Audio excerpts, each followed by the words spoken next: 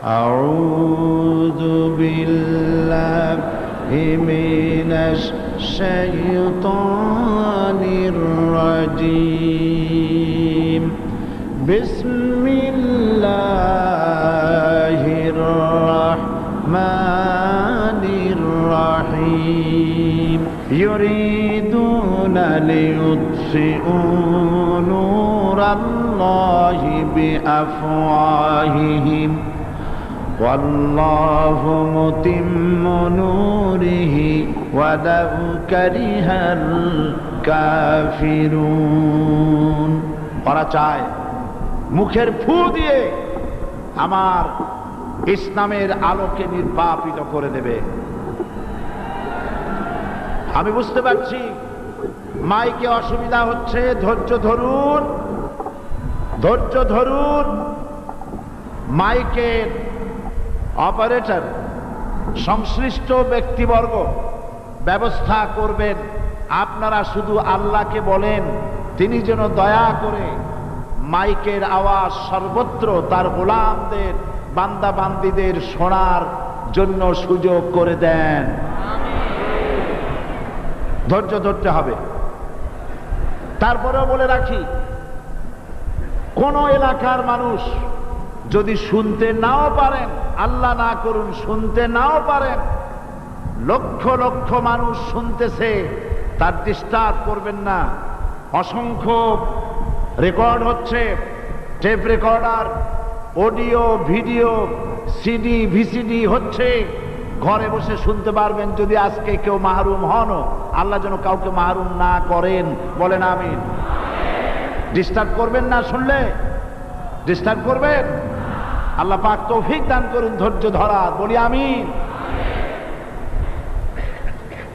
মাইকের কাজে নিয়োজিত ব্যক্তিবর্গ, আপনারা ঘুরে ঘুরে কষ্ট করে খোঁজ খবর রাখেন কোথায় মাইক হাত উঁচু করে যেখানে মানুষ হাত নাড়ে, সেই সব এলাকায় কি হয়েছে চোখ রাখুন এবং ব্যবস্থা গ্রহণ করুন। তো আল্লাহ পাক বলছেন ওরা চায় মুখের ফু দিয়ে শুনতে পারবেন, থামেন, শুনতে পারবেন, অপেক্ষা করেন। আল্লাহ পাক বলছেন মুখের ফু দিয়ে ওরা আমার আলোকে নির্বাপিত করতে চায়, কিন্তু আমার আলোকে তারা নির্বাপিত করতে পারবে না। আমি আমার দ্বীনকে পূর্ণতা দান করব। জোরে বলেন আলহামদুলিল্লাহ। কবি বলছেন সতেজা কার রহা হ্যায় अज़ल से ता इमरोज, सतेजा का रहा है अज़ल से ता इमरोज, चरागे मुस्तफा भी से शरारे बुलाबिस। সেই আবহমান কাল থেকে শুরু করে মুহাম্মদ সাল্লাল্লাহু আলাইহি সাল্লামের চেরাগকে, ইসলামের আলোকে নিভে দেওয়ার জন্য আবু জাহেলের গোষ্ঠীরা চিরকাল চেষ্টা করেছে। আল্লাহ পাক তাদের এই বাতিলের সৃষ্ট টর্নেডো, গর্কি, জলোচ্ছ্বাস, ঘূর্ণিঝড়কে সবকিছু উপেক্ষা করে মুহাম্মদ সাল্লাল্লাহু আলাইহি সাল্লামের ইসলামের, আল্লাহর ইসলামের চেরাগকে, বাতিকে জ্বালিয়ে রেখেছেন। জ্বলছে, জ্বলবে, কিয়ামত পর্যন্ত কেউ নিভাতে পারবে না।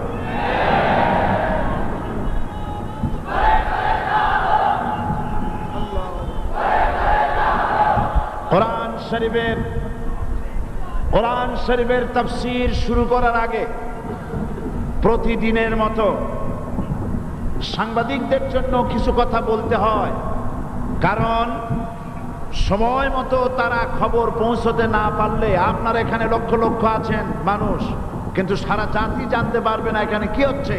এই জন্য আমি আজকের বক্তৃতায় কি সব কথা আনবো, তাফসীরের মাধ্যমে কি সব কথা আসবে, তার একটা সামারাইজ, তার সার সংক্ষেপ, অর্থাৎ নিউজের হেডলাইন যেমন বলা হয় সেরকম কিছু কথা 2-1 মিনিটে বলেই কোরআন শরীফের তাফসীর শুরু করব। বেমাশিয়াতিল্লাহ, বিইজনিল্লাহ, বেফাদলিল্লাহ। সেই কথাগুলি হচ্ছে, এই পৃথিবীতে নবী রাসূলগণের আগমন ঘটেছিল, উদ্দেশ্য ছিল এই আল্লাহর জমিনে আল্লাহর মানুষের উপরে আল্লাহর বিধান কায়েম করা। এটাই ছিল নবীদের আগমনের উদ্দেশ্য। আর শয়তানের আগমনের উদ্দেশ্য ছিল আল্লাহর বিধানের পরিবর্তে ধর্ম নিরপেক্ষ মতবাদ কায়েম করা। এজন্যে পৃথিবীর কোন নবী, কোন রাসূল ধর্ম নিরপেক্ষ ছিলেন না, সবাই ছিলেন ধর্মের পক্ষে। রাসূলুল্লাহর অসংখ্য সাহাবীদের মধ্যে একজন সাহাবীও ধর্মের ব্যাপারে নিরপেক্ষ ছিলেন না।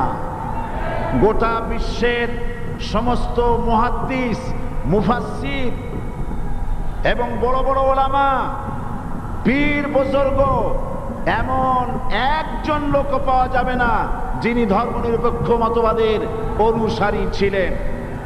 তাই ধর্মনিরপেক্ষ মতবাদের অনুসারী হওয়ার অর্থই হচ্ছে পবিত্র কোরআন হাদিসের সরাসরি অমান্য করা এবং আল্লাহ তার রাসূলের সাথে বিদ্রোহ ঘোষণা করার শামিল। ধর্মনিরপেক্ষ মতবাদ শয়তানের আবিষ্কৃত মতবাদ বলেই দুনিয়ার অধিকাংশ ইহুদি, খ্রিস্টান, মুশরিকরা এই মতবাদের অনুসারী। ইসলাম সম্পর্কে অনভিজ্ঞ পৃথিবীর কিছু কিছু মুসলিম দেশের কিছু কিছু নামধারী মুসলমান ধর্মনিরপেক্ষ মতবাদের ষড়যন্ত্রে পা দিয়েছে। আল্লাহ তাদেরকে রক্ষা করুন। আমরা বলি আমিন, সবাই বলি আমিন। বিশ্বের সমস্ত বিধানগুলোতে সেকুলারিজম, ধর্মনিরপেক্ষ মতবাদের অর্থ করা হয়েছে ধর্মহীনতা এবং ধর্ম বিরোধিতা। এর বাস্তব দৃষ্টান্ত আমরা দেখতে পাই বর্তমান যে সরকার আছে, তাই সেই সরকারের আমলের ভিতরে আমরা এই জিনিসটা দেখতে পাই। সত্য কিনা বলেন? সত্য কিনা বলুন? এই দলটির নাম ছিল আওয়ামী মুসলিম লীগ। এই দলটির নাম ছিল কি? আওয়ামী মুসলিম লীগ। তখন তারা নারায়ে তাকবীর, আল্লাহু আকবার ধ্বনি দিত, স্লোগান দিত। কিন্তু ধর্মনিরপেক্ষ মতবাদ দলীয় আদর্শ হিসাবে গ্রহণ করার কারণে নারায়ে তাকবীর, আল্লাহু আকবার এই স্লোগান তারা বর্জন করেছে। 1972 সনে যখন তারা ক্ষমতায় এলেন, তখন সংবিধানের শিরোনামে মুসলিম প্রথা সিদ্ধ বিসমিল্লাহির রহমানির রহিম তারা পরিত্যাগ করেছিল। সমস্ত বিশ্ববিদ্যালয়ের মনোগ্রাম থেকে ইকরা বিসমি রাব্বিকাল্লাযী খালাক, রব্বি জিদনি ইলমা, এটাকে তারা বাদ দিয়েছিল। সলিমুল্লাহ মুসলিম হল, এই নাম থেকে মুসলিম শব্দ বাদ দিয়েছিল। নজরুল ইসলাম কলেজের নাম থেকে ইসলাম শব্দ বাদ দিয়ে শুধু নজরুল কলেজ করেছিল। এগুলি অসত্য না সত্য? বর্তমান এই সরকার ধর্মনিরপেক্ষ হওয়ার কারণে ইসলাম এবং মুসলিম বিদ্বেষী, তার অসংখ্য প্রমাণ এই জাতির কাছে রয়েছে। দেশের শ্রেষ্ঠ সন্তান হচ্ছে আলেম ওলামা, পীর বুজুর্গ। বলেন সুবহানাল্লাহ। দেশের শ্রেষ্ঠ সন্তান পীর মাশায়েখ আলেম ওলামাদের বিরুদ্ধে কোন জায়গায় কোনো দুর্ঘটনা ঘটলেই তাদেরকেই দায়ী করা হয়। হরকতুল জিহাদ, লাদেন বাহিনী, তালেবান নাম করে আলেমদেরকে গ্রেফতার করে এই সরকার পুলিশ দিয়ে নির্যাতন করেছে সরকার। একথা সর্বজনবিদিত যে সন্ত্রাস এবং হত্যা ধর্ষণের 90% অনুষ্ঠিত হয় কলেজ বিশ্ববিদ্যালয় পড়ুয়াদের মধ্য থেকে। আর চরিত্র সৃষ্টির শ্রেষ্ঠ কারখানা মাদ্রাসাগুলি এই সরকার একটা একটা করে বন্ধ করার পরিকল্পনা গ্রহণ করেছে। মাদ্রাসা শিক্ষাকে সংকুচিত করে ফেলছে।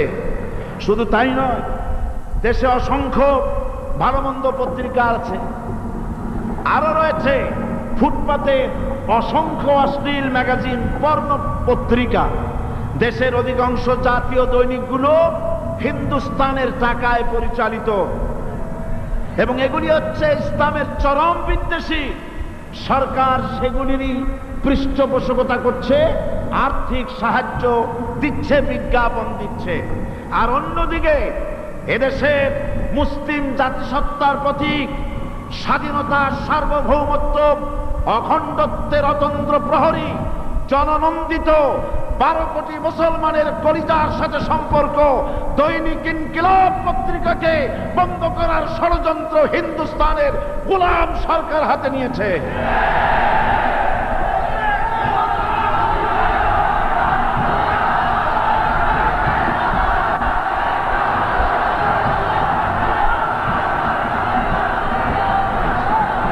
সরকার বস্তুনিষ্ঠ সাংবাদিকতায় ভয় পায়, ইসলামের পক্ষে কথা লিখলে ভয় পায়। এজন্য তারা দৈনিক ইনকিলাব এবং তার পরিবারের গায়ে হাত দেওয়ার প্রস্তুতি নিয়েছে। দৈনিক ইনকিলাবের সম্পাদকের গায়ে যদি হাত দেওয়া হয়, ইনকিলাব যদি বন্ধ করে দেওয়া হয়, সারা বাংলাদেশ